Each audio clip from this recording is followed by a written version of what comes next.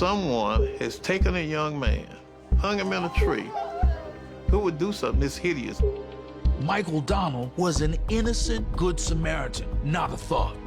The Mobile Police Department just didn't want to believe that Mobile would still have Klan in it, but they did. That's why we kept marching and protesting, letting them know we ain't gonna take this lying down. The admitted Klansmen turned ashen as the words guilty of capital murder sank in.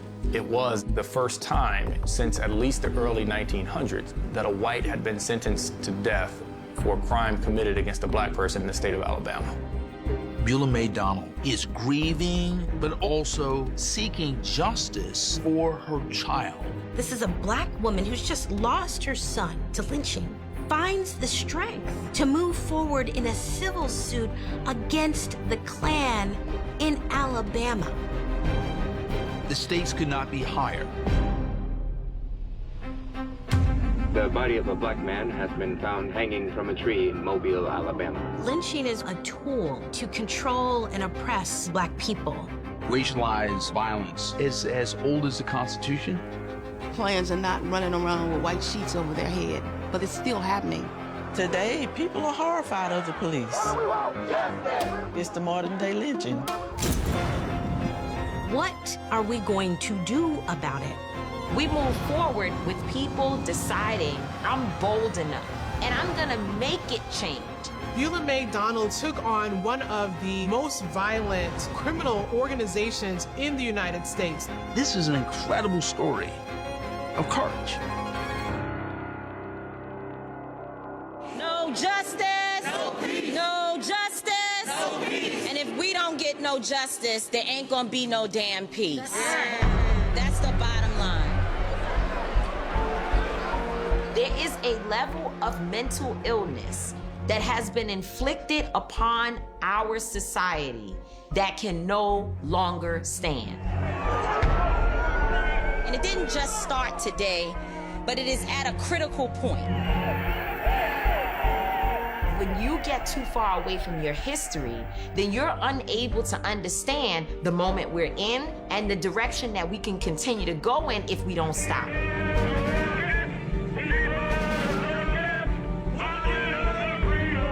Lynching became a tool used by both white citizenry as well as law enforcement to control and oppress black people.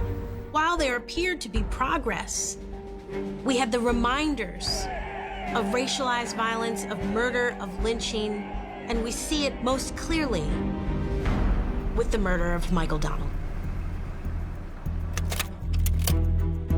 My Uncle Thomas figures and my father Michael figures, they worked incredibly, incredibly hard to ensure that justice was served in the criminal case. They both knew that that was not going to be enough. The Klan was just as much of a threat as it was before the criminal case. And that's when my father teamed up with the Morris Dees. After law school in 1960, when I got to practice in law, there were a lot of violent acts that we saw in the United States. The beating of the Freedom Riders in Birmingham, the violent deaths around Mississippi and Georgia and Alabama and other places, the killing of Valerie Uzo, committed by what people suspected were Klan members, but very few of them were actually apprehended. I thought to myself, if I ever get an opportunity to get on the other side of the fighting those that did it, I'd do it in a minute. I decided I'd go down to Mobile and watch Michael Donald's criminal trial. I wanted to know everything I could. So following the criminal trial, that's when my father Michael Figures and Morris Dees teamed up to bring a $10 million civil suit against the Klan. Morris Dees came and he talked to my mother. He says, I'm gonna get everything that you want for you, Mrs. Donald, because you have been good through this. I don't think I could go through this. He told her that. Morris Dees and Senator Michael Figures went after the organization rather than individuals. And a lot of people questioned whether he was going to be successful. The Michael Donald civil case was the first time that a jury had a chance to rule on the acts of a hate group, organization, and its members for doing a serious, horrible lynching. If we could win this case, we could wipe out all the groups. Beulah Mae Donald, having endured the emotional rigors of a criminal trial, knew that she wasn't done. My mother, she said the worst has already been done. My child is gone. I want to make them pay for what they've done to my child. It became a national case. The Donald family felt others were involved and filed a civil suit against the United Klan. The aim was to dismantle whatever financial base the group has and to establish a precedent that can be used by other victims of Klan violence. We filed a civil suit against a group of named Klan individuals. Benny Hayes chose Tiger Nose and Henry Hayes to do this deed, got him a gun, got him a rope to go out and find a black person to kill, just any black person. We also filed a civil suit against Robert Shelton when he was the Imperial Wizard of the United Klans of America. My take on Robert Shelton was that he was very smart. You could tell by the way he organized, the way he dressed. He wore Klan uniforms and paraphernalia around Klan gatherings and stuff, but not in the public. He was coat and tied kind of guy.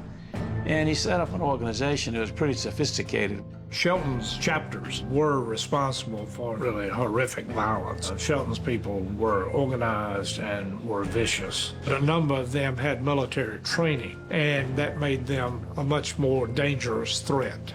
Over the last several months, members of the Aryan Nations Church and other neo-Nazi groups have been connected to a whole series of very violent events. The United Klans of America, the country's oldest group of Ku Klux Klansmen, is threatened with financial ruin. So they started calling late into the night, in the wee hours of the morning, to say, you know, we're going to come and get you. They just kept calling, kept calling, kept calling. They got fired up because we sued them. In 1983, the Klan burned our building in Montgomery, Alabama. Not only had our office been firebombed in the night by a Klan group, Morris lived at that time on a farm. They came to my house trying to track me down, and they found that I had security guards out there. They discovered on his property camouflage-clad people with high-powered assault rifles trying to sneak up to Morris's house. The neo-Nazis and the Ku Klux Klan are closely allied. Both groups claim they have infiltrated military reserve units and can get their hands on a variety of sophisticated weapons. They had a hate list of people they wanted to kill. The hit list assigns value to targets. They included everything from killing a random person of color all the way up to the assassination of major targets that they would like addressed. The FBI showed me a copy. I was on top of that list. One of the guys that they wanted to kill was Alan Berg, Denver radio talk show host, because he had a radio program, he's Jewish, and he was condemning the neo-Nazis. And they mowed him down, killed him, shot him. That got our attention in a big way, I can assure you. Morris T told my mom, I have gotten death threats. Are you prepared for this? She said, I don't care. I just want the world to know what has happened to my son. Beulah Mae Donald versus United Klans of America. She put her name, one person, one individual, one mother against the Klan. She knew that the Klan had no problems killing children. Why would they refrain from killing an elderly black woman? She knew what the risks were. And she did it anyway. Not merely on her behalf, she did it on behalf of other mothers, on behalf of their children. I fought for a departmental trial. One officer fired, which there should have been at least 6 officers fired. The idea that your child can be killed by the state and there be no justice is enough to make someone lose their mind. Justice would be when all of those officers stand accountable for my son's death. Then at least it would be closure, because there is no justice for Eric, because Eric is dead.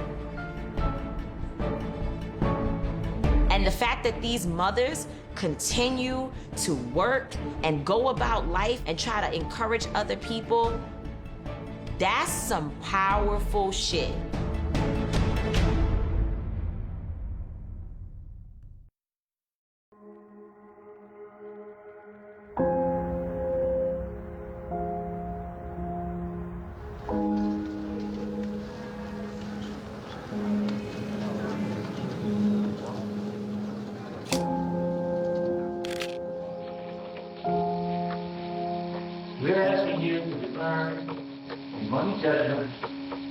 punitive damages.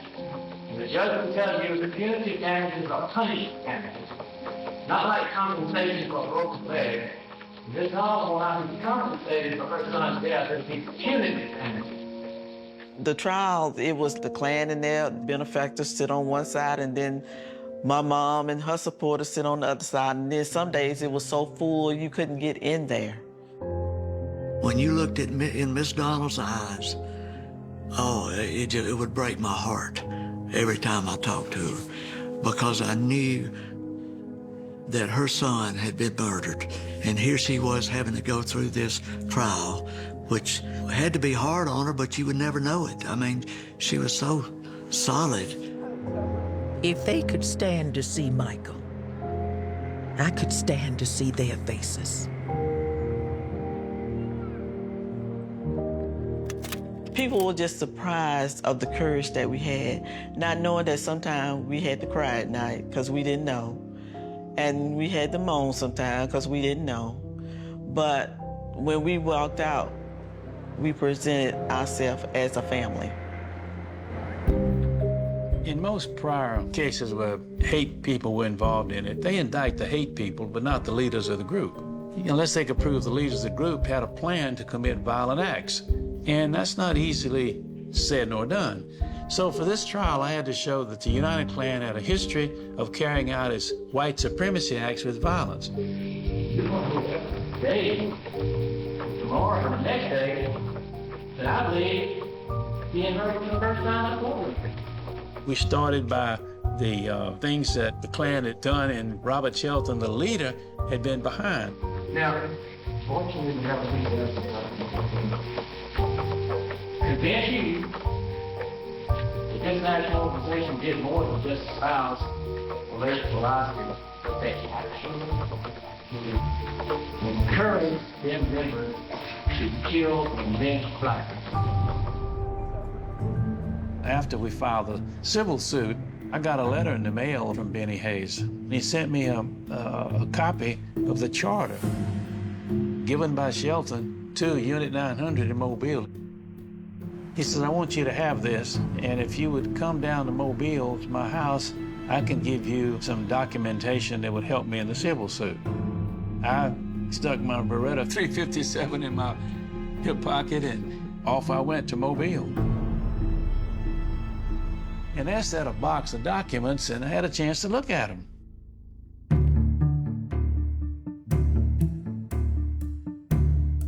And that was the 50-page Constitution of the United Klans of America. Documents that you don't get to see unless you're in a Klan.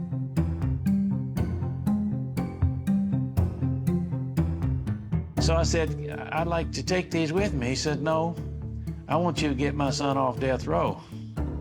I said, well, a jury put him on death row, a judge did, and I can't do anything about that, but don't you destroy these documents. So I walked out of there with nothing. In about a week or two, Benny Hayes was arrested and put into Mobile County Jail. He had burned his house down there to get money to hire a lawyer to represent his son, and he had been indicted for that. We were able to establish it was, in fact, arson, so our office prosecuted him under the mail fraud charge. The judge gave him 5 years. Well, I said, now's the chance for me to get these documents, and I took a long shot. I sent a deposition discovery document to Mrs. Hayes and said, bring all the documents to the federal courthouse. She appeared with all the documents, every one of them. The Constitution of the United Klans of America ended up to be some of the most powerful evidence that we had against the UKA. You're going to see the Constitution of the Klan, the document that talks about you and me, we're aliens. Aliens. Only people who are citizens of the Invisible Empire are allowed to see this.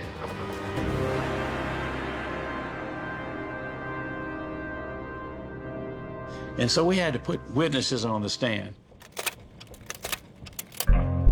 The perfect witness was Gary Thomas Rowe. Gary Thomas Rowe was an FBI informant. He was involved in some of the most significant and important moments in civil rights history, like the beating of the Freedom Riders, like the murder of Viola Liuzzo.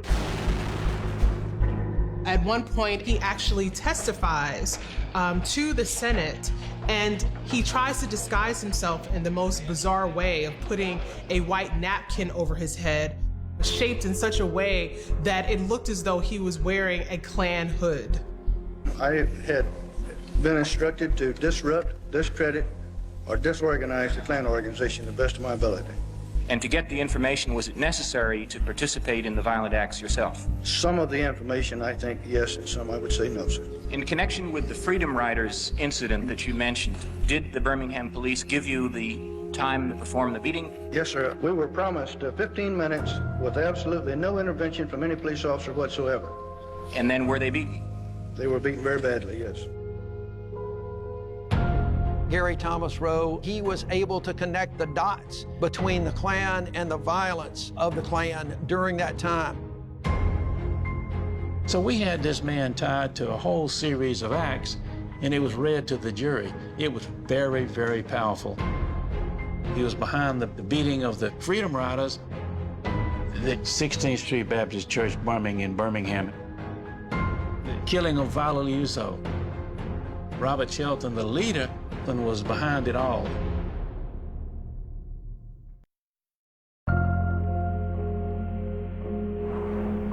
In Mobile, Alabama, in 1981, there was a Klan group operating there, United Klans of America, a part of Robert Shelton's empire.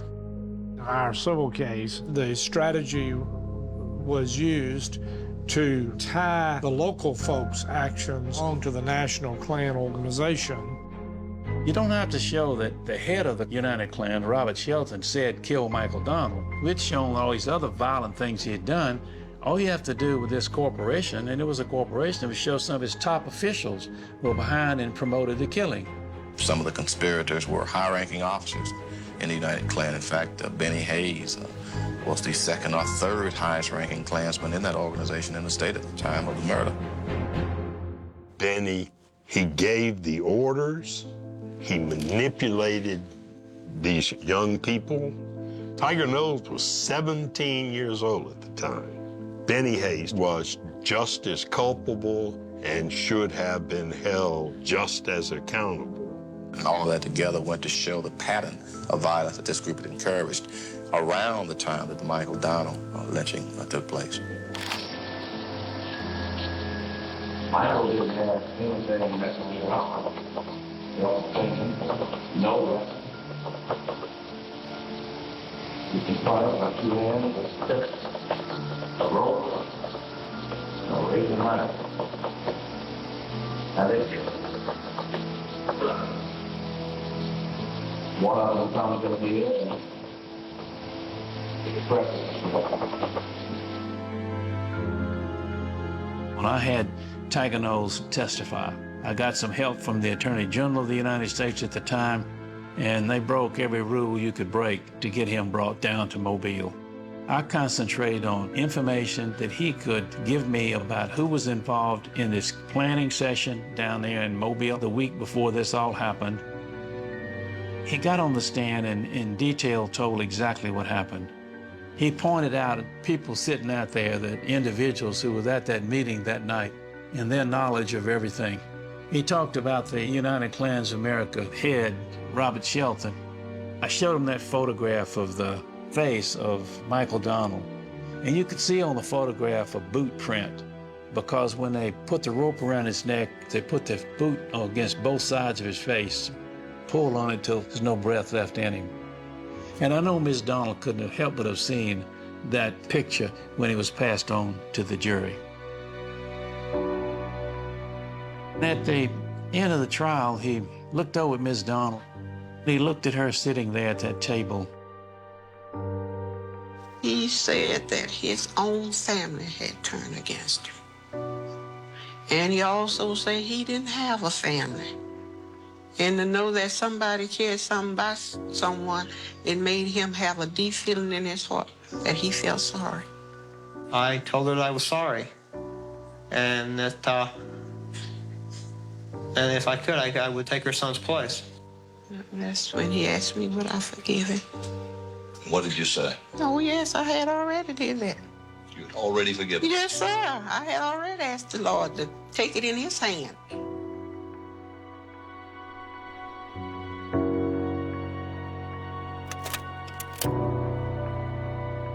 I don't think there was a dry eye in that courtroom. I know it wasn't at our counsel table, and I saw jurors brushing back tears.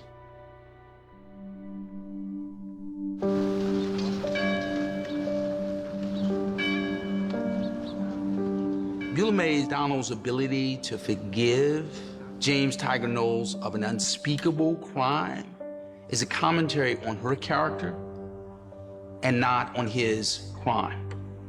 But it also raises the question, how long must America count on the bottomless well of Black people's forgiveness?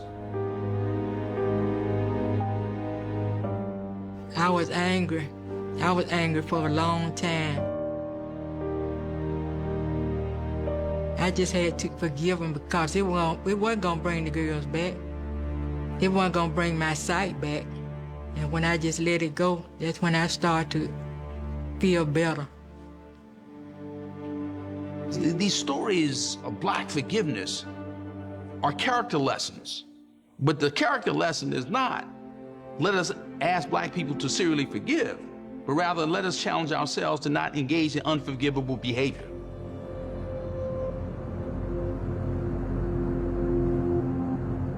This is a portion of my father's closing statement from the civil trial.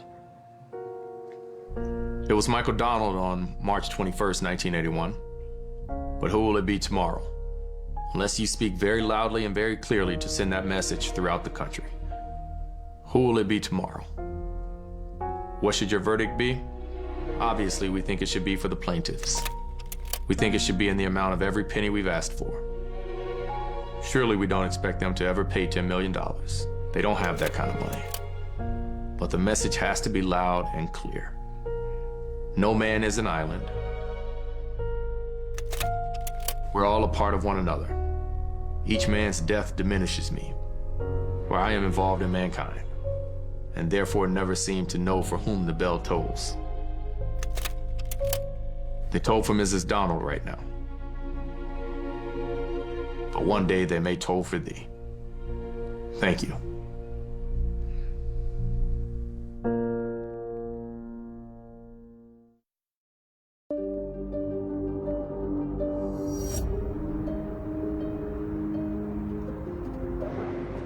The outcome of the criminal trial was step one. The outcome of the civil trial could be the most important statement that could possibly be made here.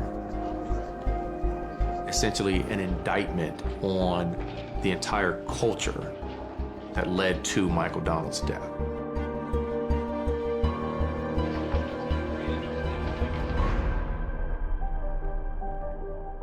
In Mobile, Alabama last night, an all-white federal jury hit the United Klans of America with $7 million in damages. The lawsuit grew out of the murder 6 years ago of a young Black man, Michael Donald. That was my baby, and nothing they do can bring him back. But I still say I am proud that this came to court. We think this verdict sends a very strong message across the country that white Southerners, white Mobilians, will not tolerate this kind of activity. This is a very vicious Klan group, and I hope the decision of this jury today will put it out of business. I didn't want it to happen to nobody else's child like it has mine. You don't know the agony it is until you go through it. There had really been some justice done in this. I was doubtful of it, because had it been up to some people, it wouldn't have advanced far. It's not merely about a jury award of $7 million. It's not merely about getting, if you will, the keys to the Klan kingdom. What it was about is that we hold accountable institutions and organizations that propagate hate. And we as a society are holding everybody accountable. The Klan was hit with a $7 million wrongful death verdict in a case brought by Donald's mother. The Klan didn't have the money and wound up having to sign over its Tuscaloosa building to her. She said, I just don't care about the money. I really don't. But the building sold really fast. That's why she was able to get the home that now stands where it is today.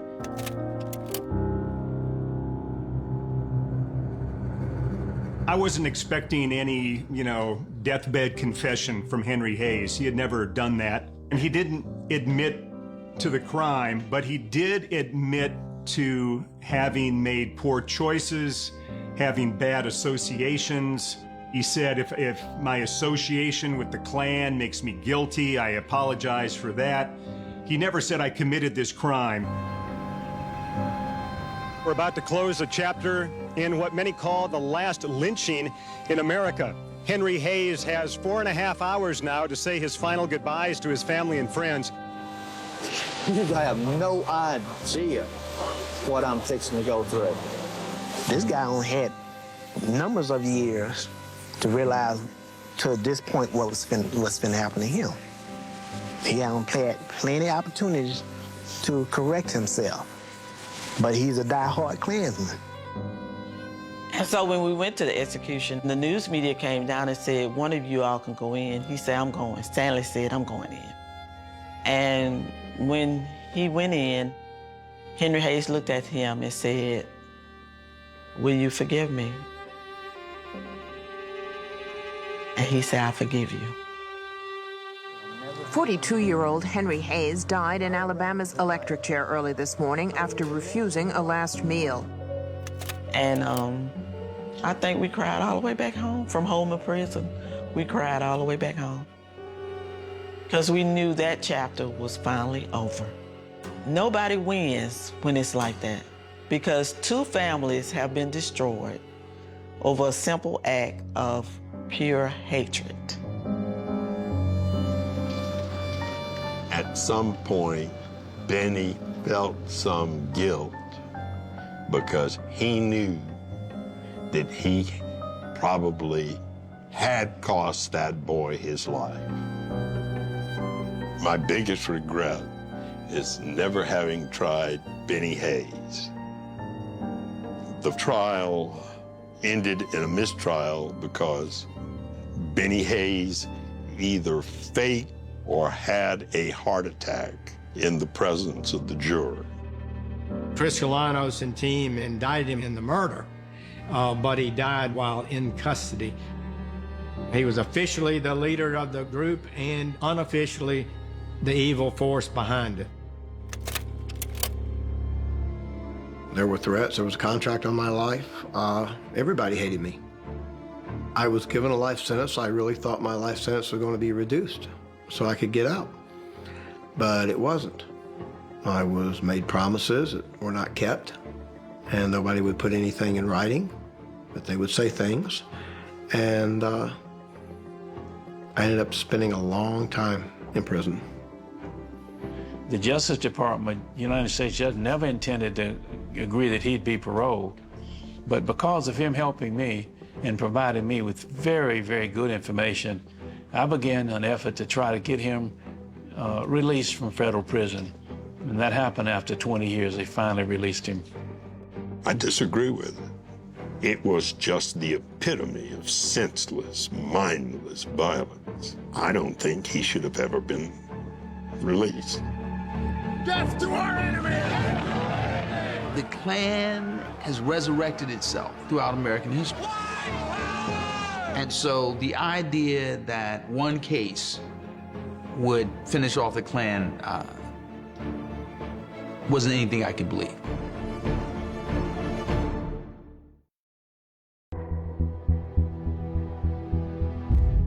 Mr. Donald bankrupted the structure of the organization, but not the mentality. We still got Klan in Alabama. We don't have that one because they bankrupt, but that don't mean anything. That ain't gonna stop them from hurting people. I know it's not. I know it's not. The settlement in the Michael Donald case certainly was something that organizers in the white power movement were paying attention to as they planned what was next for their movement. What doesn't destroy us makes us stronger. And I believe that these type of attacks in many ways will strengthen our movement. The old way of activism was a problem because the Michael Donald case really brought down that model of organizing. The Klan becomes one strand of a broad and intertwined social movement that brought together Klansmen, neo-Nazis, white separatists, Christian identity proponents, and other followers of white religious theologies. Later on, it brought in skinheads, militiamen, and it brought people together in a much more violent and revolutionary way than they had organized their violence under Shelton and the UKA. Forward to the battlefield, my fellow Texans. White victory! We don't need to be in the same group. At this point in the history of the Klan in the United States, it would be against our interest to totally combine. Louis Beam's contribution to the movement has been to take its message and move it into the computer age.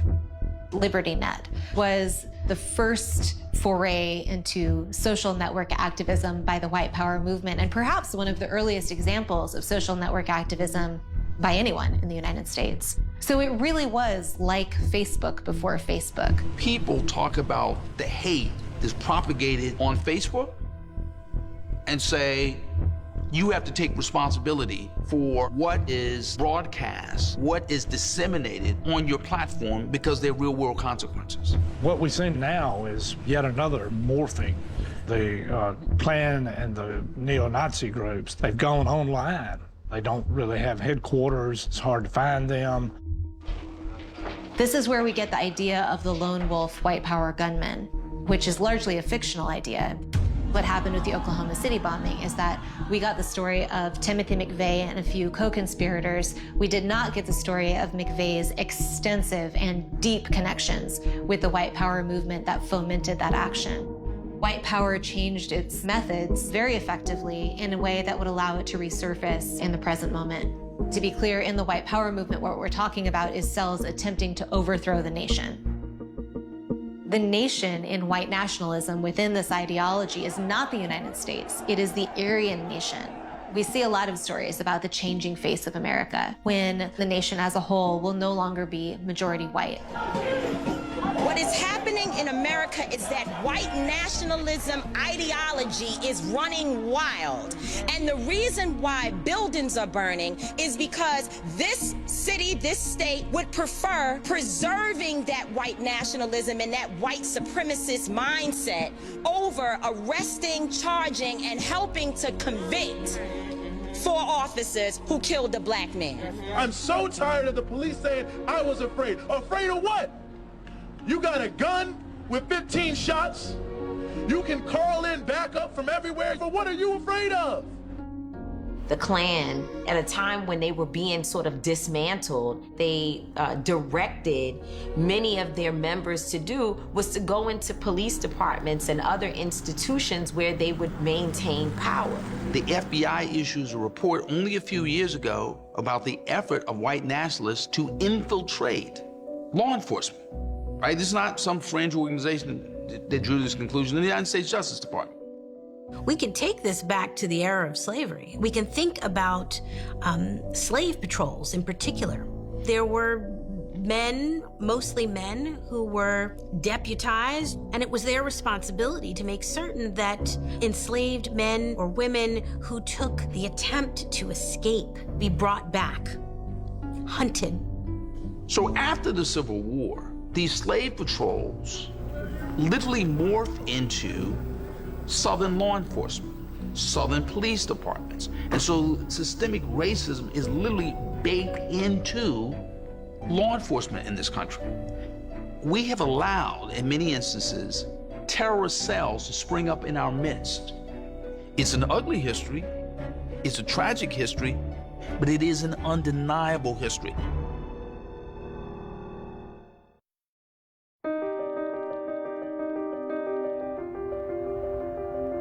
We went through what I think in Mobile was a real change in attitudes and relationships among the populace. We were doing a lot of things in terms of trying to achieve equality in a lot of different areas. I think we developed a new character. That's why it was possible for me to get elected mayor. That's why it was possible for a lot of other things that's happened in Mobile.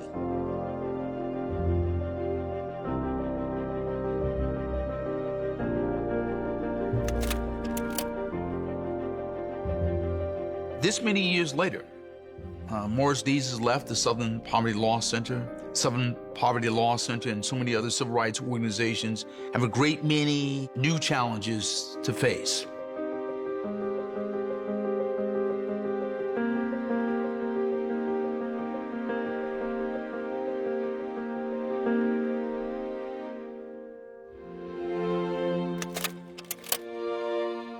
Ms. Donald was a very strong lady. She went through the criminal case. She went through the civil case. She went through a whole lot with this. But it never changed her character. She was still a very, very nice lady that everybody loved. She exemplified that love that she gave her children herself personally with her family, and she brought that love to the children that she served.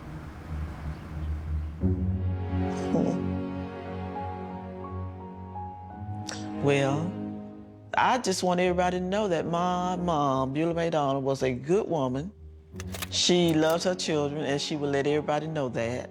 She raised us good, and she taught us how to survive in life, to work for what we have today. The more you talk about it, it is healing. It's healing to the soul. She would just share her feelings with me, and she would say, "That was my baby," and I said, "I know." I would tell her, "I know." Some days it gets hard, but I just believe that there's sharing in heaven. I do. After years of seeking justice for her son, this beautiful mother, an extraordinary human being, died at the age of 67 in 1988.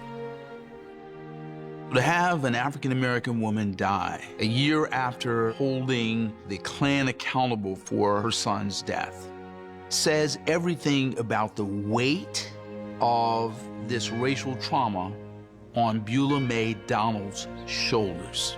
This was a heavy burden. She endured 2 trials, investigations, stress, grief, pain.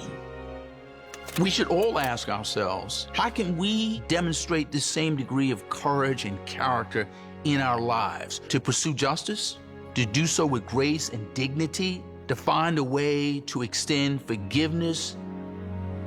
Her eulogy is ongoing. Black women carry the entire struggle on our backs.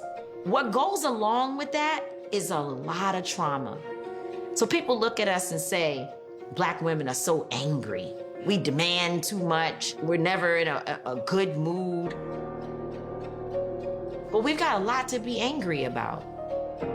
Beulah Mae Donald's story should leave us all wondering, why do we not know of a woman who was unafraid to take on the Ku Klux Klan, a woman who did not have many resources at her disposal, but had her courage and had her love for her son to propel her? Why aren't more of these stories told?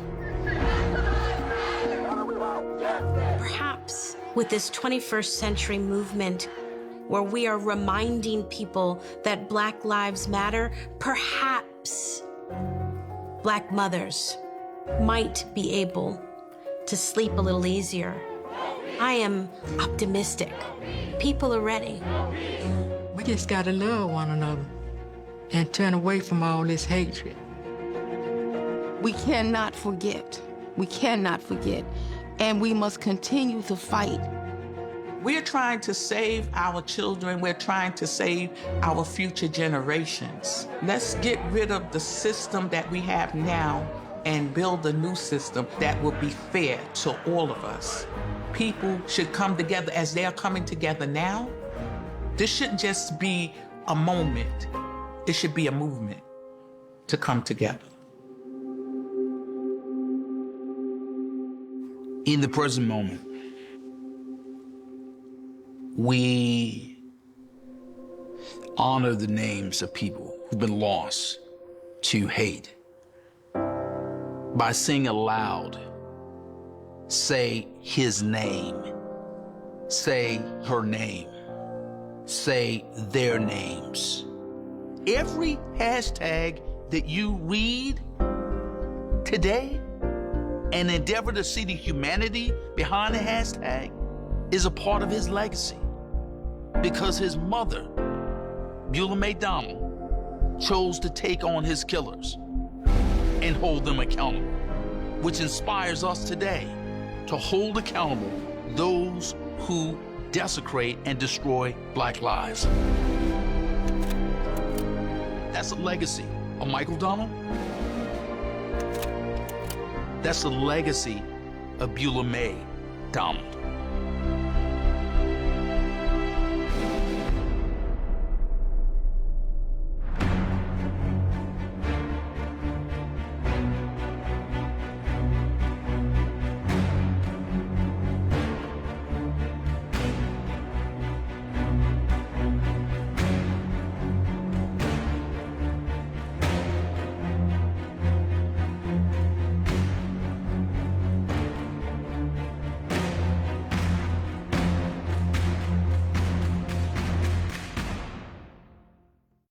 You're watching CNN On Demand.